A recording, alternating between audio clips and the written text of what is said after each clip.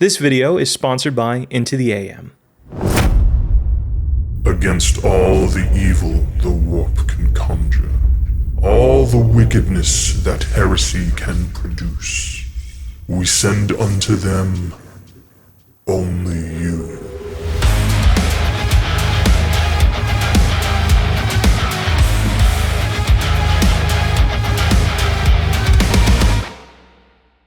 Welcome Slayers, my name's Blake and this is Love, Death, and Dice. I'm not the first one to ask what would happen if the Doom Slayer made his way to the Warhammer universe, and I sure as hell won't be the last. Who doesn't want to see the Doom Slayer throw hands with the Emperor's finest? I actually love the idea so much, I'm gonna paint up a kill team of Doom guys. The basis for this build is the Khorne Berserkers, because who rip and tears better than the World Eaters? This will be a proxy for the Chaos Legionaries kill team, so to get their loadouts closer to that, I used some leftovers from my other Legionary kill team. Flaying Knife, Gatling Gun, and a rocket launcher. Yes, he is using that rocket launcher in chain axe range. They're angry, not smart. Finally, I went all helmets because those bunny ears are so fitting to the original Doom lore. If you know, you know. I did leave one unhelmeted because I'd like to practice painting faces in this episode.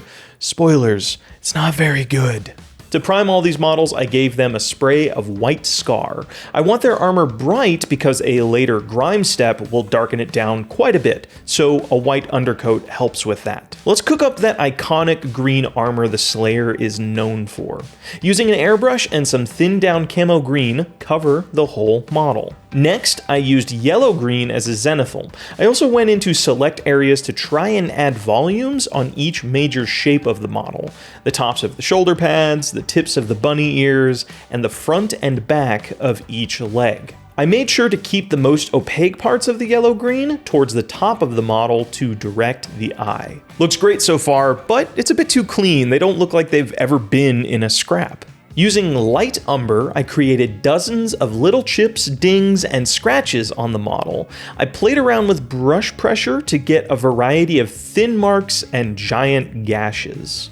In addition to the green, brown is used pretty extensively in the Doom Slayer's design, both in the leather and the rubber undersuit. To start off my leather areas, I used warm brown. This hit all the gloves, tassels, belts, and the dangerously thin straps holding live rockets. Using black brown, I hit all of the helmet piping, backpack tubing, chest piping, and the rubber cables on the energy weapons. Switching out to my smallest brush, I went between all of the armor joints and painted the undersuit in this same brown. Next is the exposed skin areas. I'm taking a small detour from the Slayer and taking inspiration from the Marauder on this one. So, undead skin. I based them with blue-black and tried to layer that up to ivory. Not great. Maybe a light wash of watered-down Magos purple? It's not perfect, but it works. Honestly, I struggle with painting flesh and anatomy, so if you have any helpful resources that have helped you, let me know in the comments below. Next up, all the ragged loincloths and weapon handles. Using dark magenta, wait, looks too much like Death Guard. Using warm gray instead, I hit all of these areas. One thing I really like about the Doom Slayer design is that it's really simple, not too colorful or saturated, which makes the prominent colors that do exist pop that much more. So I'm gonna keep these cloths toned down. Skulls. These lads have quite the collection, and we need to paint them. Using olive flesh, I covered all of them. These could do well with 2 coats for the best coverage. One of the iconic Slayer images is his burning red rune. While I don't have decals of that rune, and God knows I'm not going to freehand it, I do have World Eater icons on each of their right shoulders. They all got a splash of bold pyrrole red in 2 coats. Using that same red, I also painted in each of their eye lenses. I only missed a handful of times. I'm really proud of the practice this project is putting me through though. I'm learning a lot about brush control, proper loading, cleaning, things I've kind of struggled with in the past. When working with details this small, you gotta know how to keep your brush tip pointed and paint from erupting off of your brush and flooding into details. Really, this boils down to 2 things. Make sure to rinse your brush often so the hairs don't splay or fray. And every time you go for paint, dab a little bit on like a paper towel to get rid of excess moisture and paint so you don't like flood things. Now is the moment everybody in the studio, including myself, has been fearing. Metallic trim. Using silver, I began painting all of the shoulder trim, helmets, chains, teeth, grenades, vents, knee pads, barrels, magazines, some of the gun frames, and the black carapace ports. I'm going to leave the trim of the feet as well as the weapon casings the original green. This is to save time, and in the games, a few of the weapons are the same color as the Slayer, so this works. Painting trim on any Chaos model is a long process. It's not sexy. But you know what is? A good Henley shirt. Luckily, Into the AM has the hookup. While I paint some trim, let me tell you about them. I love a good Henley shirt because of the 3-button rule. Undo the top button, you're a working man, doing that day job and earning that bread. Undo 2 buttons and you're unwinding, soaking in that outdoor breeze. Undo 3 buttons, well, that's a little private. Into the AM offers some premium quality long sleeve and short sleeve Henleys, jackets, flannels, plain t-shirts, and even graphic tees if that's your jam. How does everything fit? Amazing. They slim out my body without feeling too tight, I can lift up my arms without welcoming a breeze on my gut, they're incredibly soft, and the price matches their quality. I do need to answer one question though, one that could potentially put me into a violent rage. Do they shrink like my other shirts? No.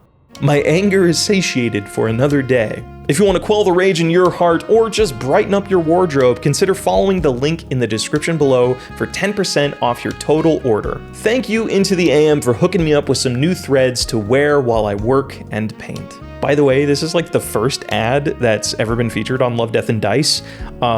Because of you guys watching, brands are starting to take the channel seriously, and I just really wanted to thank you for that. Finishing up the silver trim took the better part of a few hours. In hindsight, it would have been good to save some other tasks to do to break this up and save some pain. Good thing, once we're done painting metallics, we paint more metallics. To paint the Berserker icon, corn icons, plasma pistol barrels, and the ends of the leather tassels, I used light bronze. The Doomslayer has some bronze and brass accents on him, and it's a cool way to tie this crew back to the Lord of the Brass Throne. I'd like the bases of these models to feel like remnants of the Mars base from the games, or like the scorched dirt of certain Hell levels. We'll base them first and then, oh my god, my leg.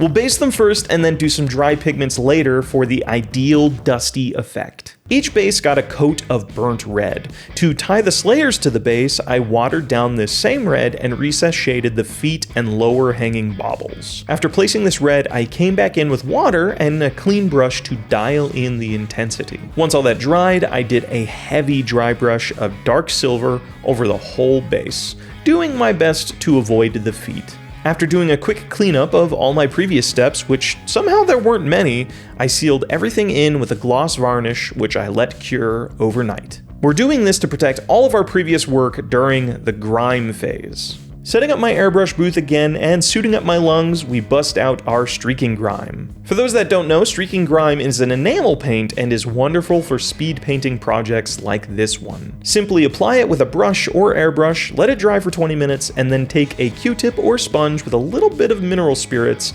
and wipe away the tops of your model to reveal the color beneath. This leaves behind a tint and a darkening effect while recess shading all of your deepest shadows. I love this method. It ties everything together and does a great deal of definition. I focused on removing it from the flats of all my armor panels and especially on the exposed flesh parts. This way, the blue shading we did earlier still shows. Let this dry overnight and then hit everything with a matte varnish. I personally do all of my varnishes through an airbrush these days, but a spray can and a well-ventilated area will do just fine.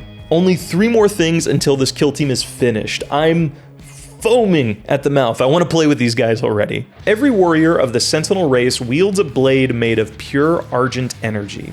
The Slayer wields the Crucible, and the Marauders wield these incredible energy axes. It just so happens that I have some plasma pistols and a power axe to paint. Using an airbrush and some white ink, I very carefully base these areas in white. I also tried doing glowing eyes on the helmetless Slayer, but we won't talk about how that went. After I cleaned my airbrush, I sprayed on some fluorescent red. It's already looking lovely, but they need more definition. Using transparent red in my airbrush, I sprayed the areas closest to the axe handle and the lower coils of the plasma pistols. I then used some black-brown on the coil corners to show burn, probably from the overcharging on every shot. To match the Argent weapons in the game, we'll need to edge highlight them.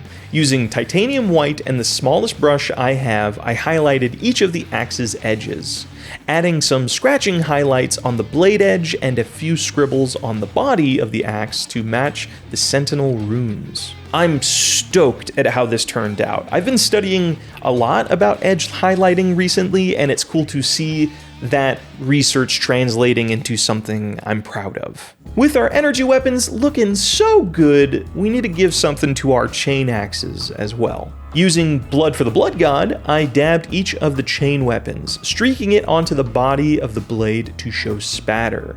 To make sure the metallics aren't lost on the teeth, I made sure to rub it with my finger. I also globbed some of this blood onto the mutated hand of the anointed legionary. Looks like he just ripped out something important. Let's add a little bit of hell dust to the base. Grab yourself some old rust dry pigment and dab it onto the base and feet. Once you feel you've got good coverage, blow off the excess. You could lock this in with some pigment binder, but that removes the majority of the dusty effect, so I'll keep it this way. I might have to touch it up periodically, but that's whatever. Paint the rim with your best black and then rip and tear.